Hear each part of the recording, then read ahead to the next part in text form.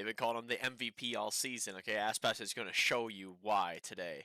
Now, in this matchup, I really was unsure which way I was leaning, and if I was leaning one direction, it was definitely towards Heretics. We're going to see them kind of have this like young gun, approach again, where they get up, they do good, they're in the lead, and it slips away. So Leviatán showing some kind of like veteran experience here, where they're not really being phased by the position that they're in right now. Don't know if I can say the same for Team Heretics. At the end of the day, getting into ICEBOX here, the main difference that you're going to see on your screen is this double controller comp, which you've seen many times before, and this little agent here. Neon is in play on this map, which is very interesting to say the least. Mini Boo on the Jet. I'd even like to see Mini Boo on the Reyna over this agent, but obviously some theory and some ideas here. I think the thing that I don't really understand about it is why would you use a kind of like chase down, fast-paced agent when you're going up against like the double controller, like you're going up against the Viper Harbor. I feel like that's the setting where it doesn't get the most value, right? Having to run through all that shit, all over the place, the water, the walls, the orbs, the cove, the cascades, it can like really like slow you down. But at the end of the day, Team Heretics have made just about anything work.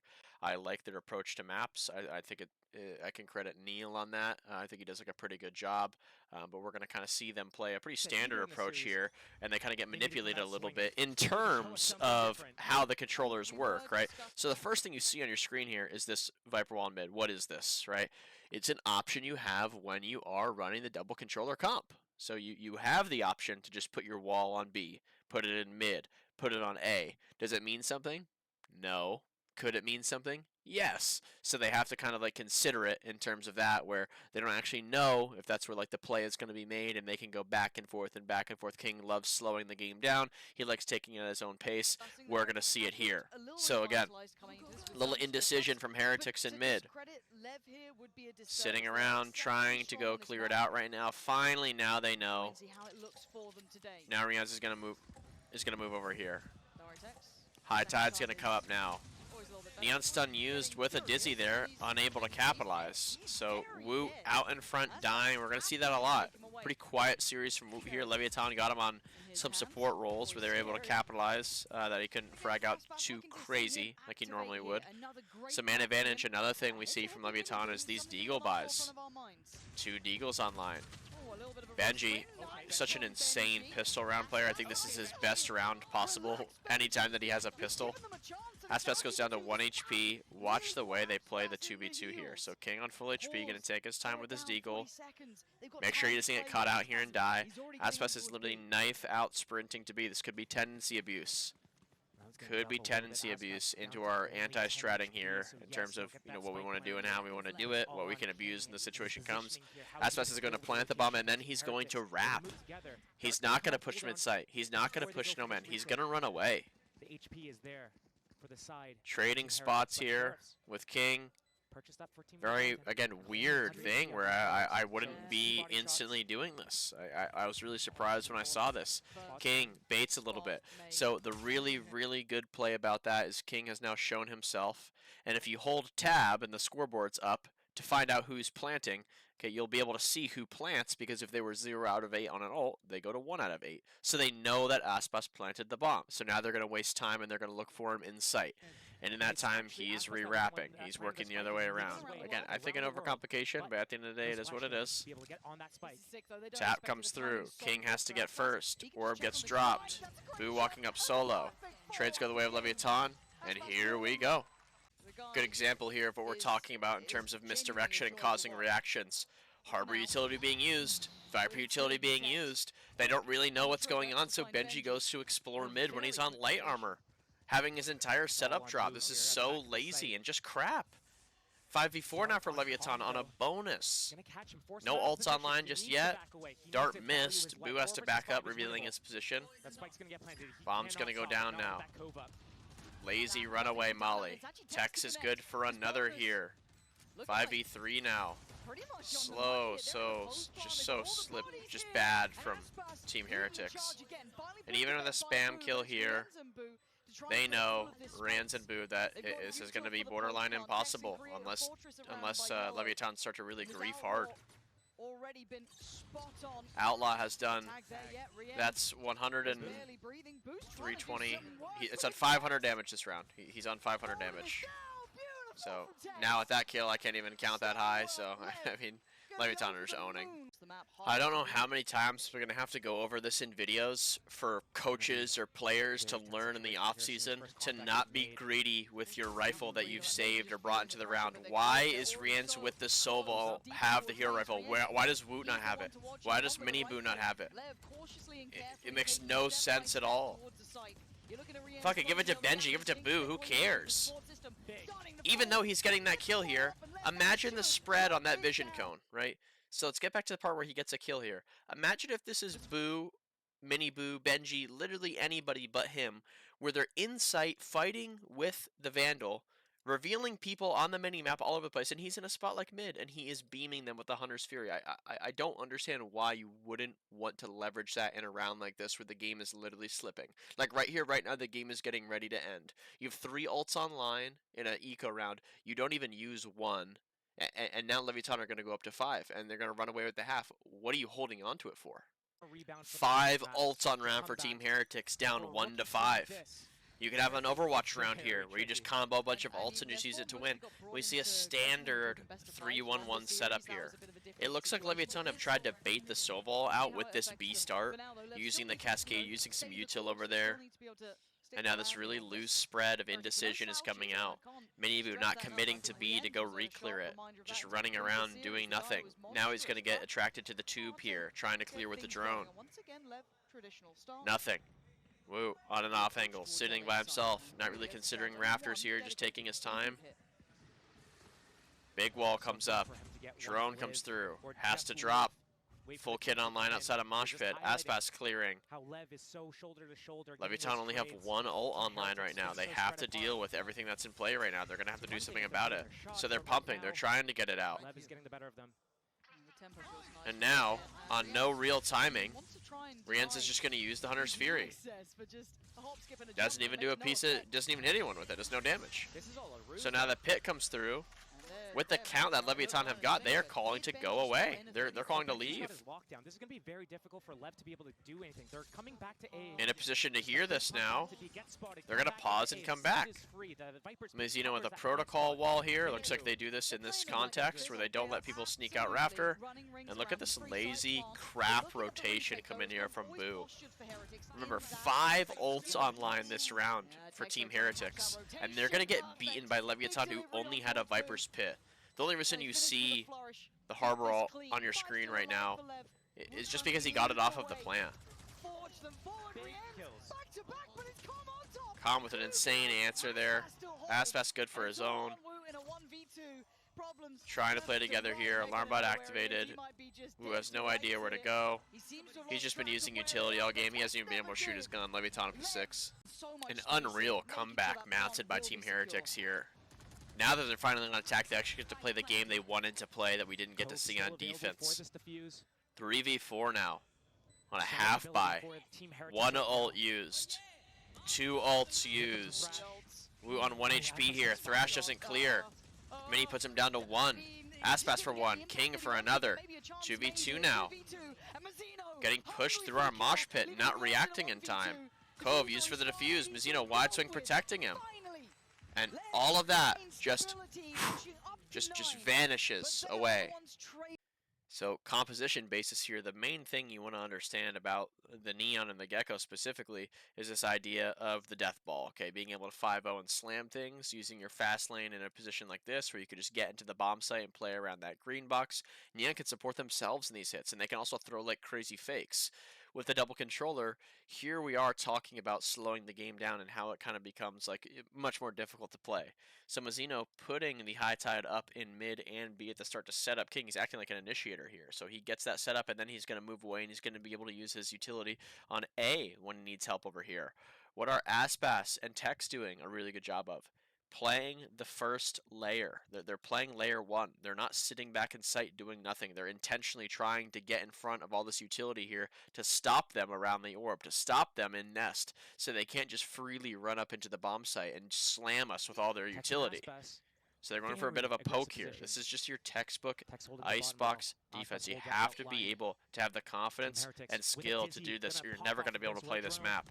So, drone broken, utility trying to be avoided, gonna have to get out. Tex, denial utility, 5v3 instantly for Leviatán. Trades go even for a second here. Here's the second controller, here's the utility. Here's Mazzino, just good for 2. We've never seen this guy get a 1k. He's just always good for 2 somehow. Instantly backs up. Together with King now, peeking. Benji falls, and Leviatán, they're not done yet. So they go a little slower here, but they're going to fall back and do another 5-hit to be able to close out the game or take the advantage. Now you're in a position to capitalize on the utility. Initially going the way of Heretics again, where they kind of get the trades even though it wasn't perfect. Calm. Who would have thought this guy would do some ridiculous reposition? I wouldn't have. At the end of the day, this is well played. This is a little less obvious than his insta-flank. Huge kill there. Turret's been smoked. Flank comes through. Aspas a little overzealous there. Look at the discipline from King, just sitting and waiting for Woot to reveal himself before he goes for that free kill. Now sitting, holding, waiting for the push. 2v1. Plenty of time. Jiggling, seeing if he's going to push anything. Nothing. Angle by angle, spot by spot. Slowly clearing, working. Com's going to see a shoulder here. Woot's unable to close. Leviatán are able to tie it up. Or at least they're one off. I'm sorry, but whoever called this is just griefing. I mean, you need to spend a week in NA ranked servers to learn this play exists, really. A Hunter's Fury solo ult combo in the B main garage. It's just unbelievable that they're running into that and getting caught off at it at this level. No poke, no fake, no bait to draw it out. Just sitting there droning, having to run through harbor utility. It's unbelievable. Rian's 1v4 attempt here, just no really space to go, no expectation here, fully contained, you know, just borderline impossible. So he's going to be in position here where he's going to try to take his time and make his play, dodging the dart, sitting and waiting, thinking, damn, you know, why did we make that call, why did we do that?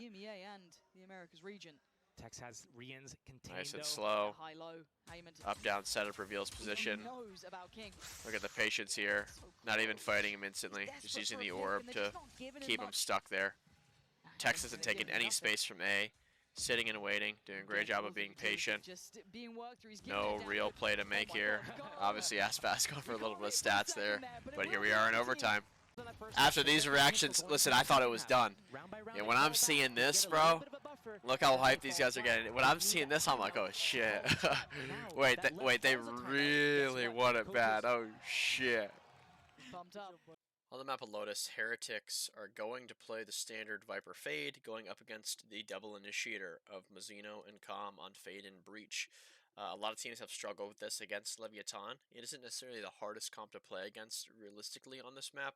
It's just more of a curveball or like a pace changer where they can catch you off if you make mistakes and you need to adjust to how you want to play and what you want to do up against the composition rather than playing your normal approach. So in your 4v4 retake here, what we're going to see come out from Team Heretics is a really loose setup that didn't make too much sense. So first thing that I notice is the mollies going on the bomb and like what that means to me, right? If we're going to put mollies on the bomb, I want to have good reason. So if we're going to go up against a showstopper and we're going to have people in forward positions like Waterfall, probably need to be using the molly spawn or in a position where I can at least stop people from like coming in. So that's one thing used improperly so far, right? So what's good that Wu is doing is that he's actually trying to get in front of the Rocky. He's trying to go take a fight. I don't know why Mini Boo is just watching, but he's going to peek here with this tether. And now the funny part, when they come out here from spawn, Mini Boo is going to nade Woot in Waterfall, who also gets tethered by Calm. So Calm gets like a free like tether nade onto Woot. Trades going in the way of Leviatán. Back even 2v2. Sitting, waiting, a bomb not tapped. Woot can technically get first here. A lot of utility being used from Mazzino. Kind of a crappy fight there from him. Should have just taken his time. And this is a very difficult situation here to handle. But Leviatán are going to be able to convert it. Team Heretics definitely had the chance there too, but at least they got the rocket out. What we're going to see here on the eco is how Leviatán control Team Heretics' pace. So they're going to shove and make sure that they cannot get out A here. Boo trying to spam, looking for kills here. And the reaction is to slowly go towards C now. Where Tex is in a position where watch how he's jump spotting. He's jump spotting first before he has to burn his camera. So if he ends up losing the line, he still has that to fall back on in terms of getting info. So they're trying to spam it. He ends up popping it and breaking it. The A reclear is possible. Aspas worried about it. They've lost the C line. Look at the movement coming out now. Calm, just annoying utility, keeping the info there. He got a deep prowler into lobby. He knows they're not there. I have no idea why Team Heretics are not abusing the clock here. Let the clock go down if you need to. Show the gamble. Find the gamble. It's somewhere. We know it. They're on eco. They're saving. They're going to take a risk. Find out where it is. Calm has this line. It's not like we don't know that. We literally just heard the prowler dissipate in lobby. Use this as a fake. I don't know. Go back to him. Just anything other than going into the stack. We know that with a double initiator comp, they're going to get proactive. They're going to move around. They're going to be in spots where they can rotate off of info. Now, with 50 seconds left, the util starts to come in. So Com's going to use some util lobby. No scans. He knows. Tex with his first blood. Mazzino unable to convert. 4v4 now. Okay, now we got Benji ulting. Tex can't get another. Aspas tethered around the orb. Com tapping the door as a distraction. They have to look and respect it. Everybody's going to have to back up. And now in a 3v3, Boo is just going to sit here and spam for a little bit and then get the bomb down just in case somebody was peeking early there, just looking for a cheesy kill. Nightfall online. Again, 3v3. Using his prowler a little early there. Still not nightfalling. I have no idea why you wouldn't want to do this in this context. I would have liked to do it earlier to find out where people are. Now you're dead. So, definitely not favorable. 2v3 here now. Clock getting lower. Poking, going back and forth. Aspas, nice movement. Still punished. No one breaking the haunt. Double reveal. 2v1. Rain stuck in a corner. Thought he went down. That's the land sound getting the best of him there. Oh, a little bit of a, you know, IGL movement there, if I could say the least. Leviatán are going to convert a thrifty. Not a good look. So not a bad half so far from Heretics getting 6, but Boo again with another thrown round here. I just can't sit here and be okay with the decision that's being made. Wrapping against the Cypher all, even though you're getting pinged. Tex is able to get the defuse. These are rounds that lose games at this level. It's happened twice now from Boo. Standing out in the open with the Odin, dying with his ult, and then that wrap decision. We can't have it. This duo of Mazzino and Aspas is just so hard to deal with, man. Even though this isn't the best absolute example of their team play all time. Zoning utility, forcing him out in the open. Converted kill off of the ult. Perfect timing on the flash nade. I mean, look at the support the guy has. How can he not be the highest fragging ACS ADR having player in the server when he has these people following him around, enabling him? It isn't a competition. It's not close. Okay. So, we're on an eco. Star player. Star player. Star player. Woot has a Vandal. Good. 1 out of 4, right? Not bad. Sir, you're just going to need to pass this into somebody's hands here. You should not be holding it, especially because you are sitting on B doing literally nothing. I don't know what's so hard to understand about this. Like, if this was like some sort of like lower echelon league or something where you needed to like pad your stats, sure, whatever, I'll let it slide. Who gives a fuck at the end of the day? But really, champs, like moving forward, like the potential upper final here, like champs. All right, yeah, I'll keep it myself and see what I can do with it. Boo, let's see what you can do with the Deagle. Oh, okay, so nothing. Yeah. Okay. This C exec has been ripping these two to shreds. I mean, they're sometimes going without a single kill defending it like this, and their bodies are getting sprayed because of it.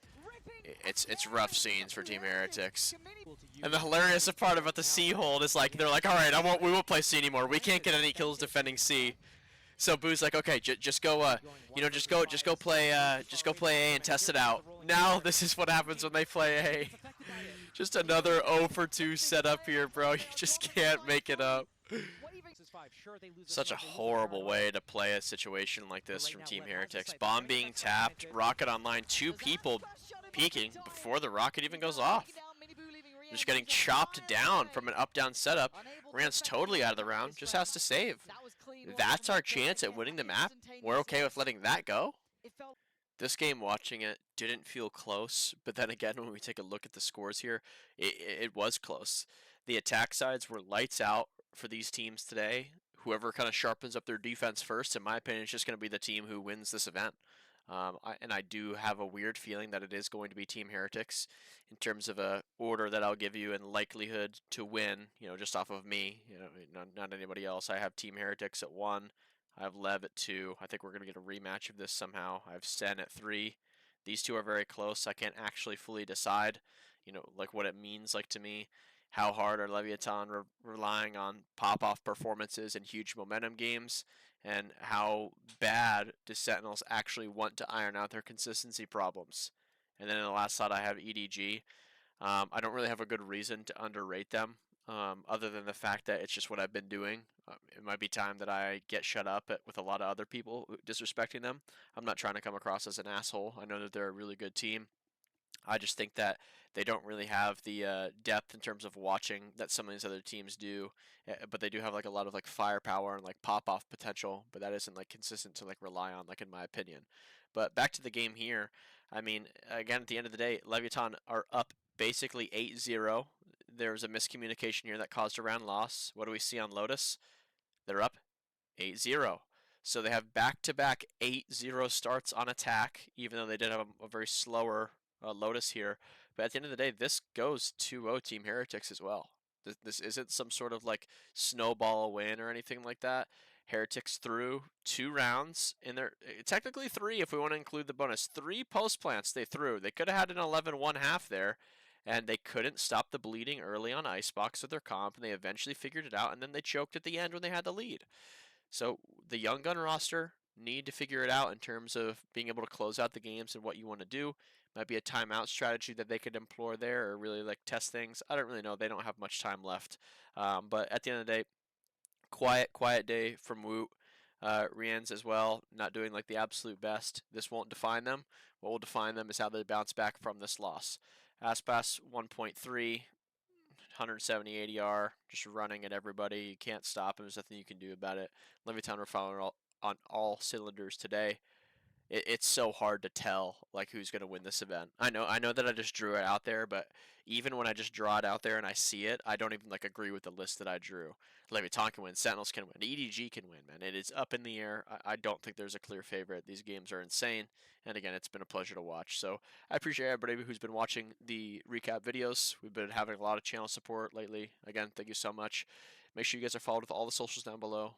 With me on my Twitch. I stream today. Going to be planning to stream more. I'm going to be trying to do watch parties if I can get it all ironed out by the time of the upper, the grand final events take place. And outside of that, make sure you join my Discord. Check out the options I have for coaching, as low as $10. So again, thank you for your time. I appreciate it. I'll see you in the next one. T-Dog out of here. Deuces.